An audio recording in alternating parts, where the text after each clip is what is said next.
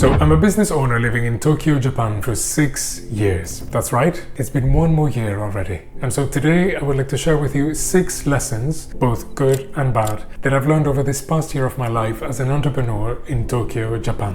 And I think the first thing I'd like to talk about is the insane work ethic. I'm sure many of you are familiar with this, but to try to go a little bit beyond that, here in Japan there's also the concept of Kaizen, and that's an idea that surrounds the constant search for improvement. So whether it's in their services or their products or just the way in which they offer value to society, they're always trying to turn it into a more elevated discipline. If you look at things like Japanese pottery perhaps, or even Japanese archery, or just the right way to make sushi, which is something that can take years and years and years to master, they're always trying to find ways to turn any craft into a more elevated form, almost a spiritual discipline, if you will. And so what that means for you as an entrepreneur, as a business owner coming to Japan, is that you also have to allow those things to push your standards even higher. Always try to find ways to better your products, better your services, and better the ways in which you serve your customers. And on the other hand, if you look at the way in which Japanese people and Japanese society has had to survive over the centuries,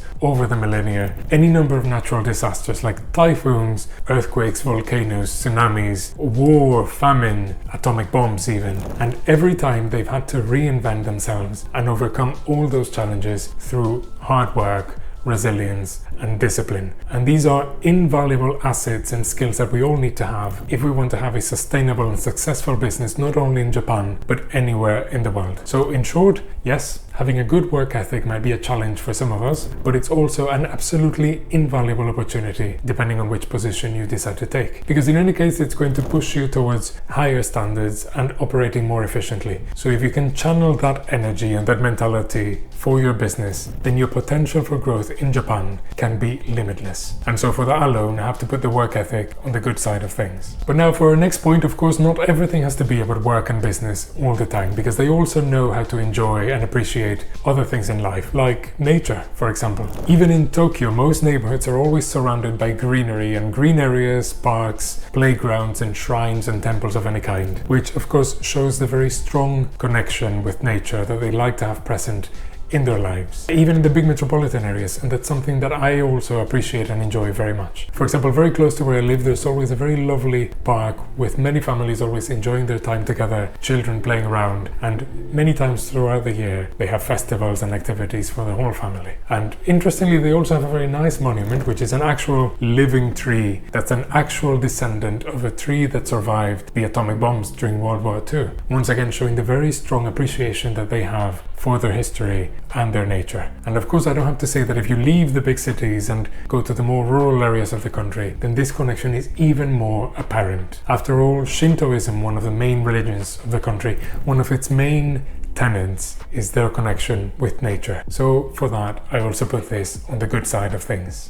But not everything can be good all the time, and I think one of the biggest challenges you can have when you come to Japan is their noise sensitivity. Now, for many people that can actually be a good thing, and in many ways for me it is also a good thing, and I know many people that when they come to Japan they comment positively on how quiet the streets are, even the streets of Tokyo. But for someone for whom music is quite important, after all, we're always playing instruments at home and even as part of our business as well, this can be quite a challenge. When I first moved to Japan, we used to live in a very small apartment where musical instruments were absolutely not allowed. And you'll find that when it comes to renting or even buying certain properties, this is generally the norm. Musical instruments are generally not allowed. So if you'd like to make music at home, what's going to happen is that you're most likely going to have to go to a karaoke bar, like many people do in Japan, and rent a karaoke room, and instead of doing actual karaoke, you use that to practice your instrument. But again, it goes a little bit further than that, because in many places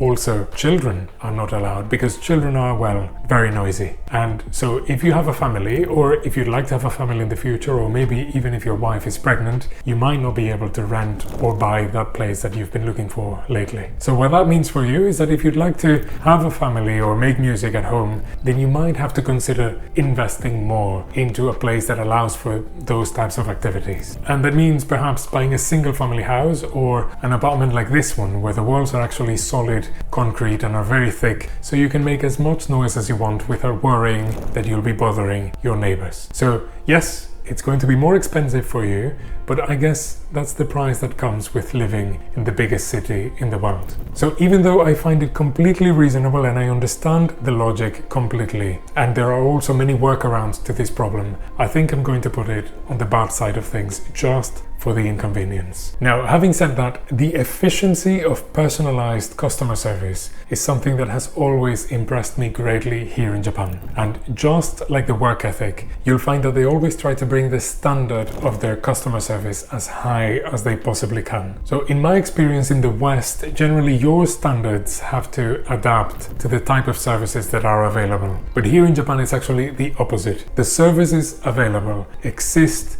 in order to adapt to your standards as a customer. So for example, for the noise problem that I was talking about earlier, here in Japan you'll have multiple companies that can help you with that. If you want to, for example, soundproof your entire home, you can do it very easily. You can have a company come to your home, have a look around, measure what needs to be measured, and then instantly soundproof your entire home in a very straightforward manner. Whereas in the West, for example, you would have had to first go through the hassle of buying all the right materials, looking for the right people to hire, and surely getting all the necessary permits, and then giving them a month of your time to do the work at home. Here in Japan, it's actually a very streamlined process. But then, on the other hand, maybe you don't want to soundproof your whole house. Well, no problem. You can have another company come to you and build a soundproof booth in a corner of your house, if that's what you like for your noisy activities. And so once again, they come, they have a very quick look, they measure whatever needs to be measured, you decide how big or how small or what kind of shape you'd like it to have, and then they come once again and then build it in a couple of hours, and it's all settled. And just like that, there are many services like this for basically any need that you might have.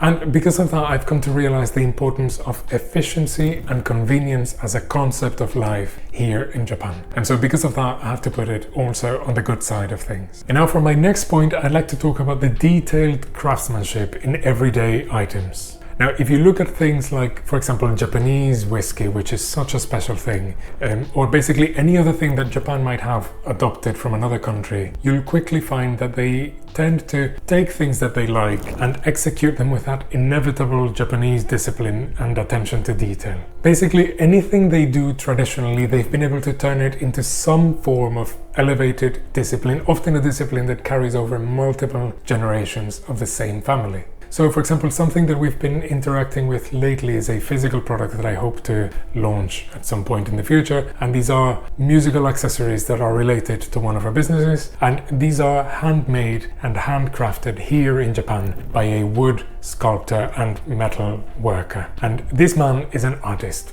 quite literally. He makes multiple exhibitions throughout the year in some of the most important museums in the country. And his work is a great example of that detailed Japanese craftsmanship, not only in art but in everyday items as well. And these are things that you can find all over Japan in traditional crafts like pottery and even the martial arts as well, and even in their food. So that's one of the reasons why I appreciate so much living in this country, because it doesn't matter where you are, what you're doing, you'll always be able to find things of great quality. So for that, of course, we also put it on the good side of things. Something that comes with being so attentive to detail is the fact that it takes such a long time to make a single decision. And that, of course, can be a great challenge for you when you come to Japan as an entrepreneur. Basically, any decision that has to be made often involves the entire chain of command. And so it's going to take twice, 5 times, 10 times as long as it could potentially take in other parts of the world.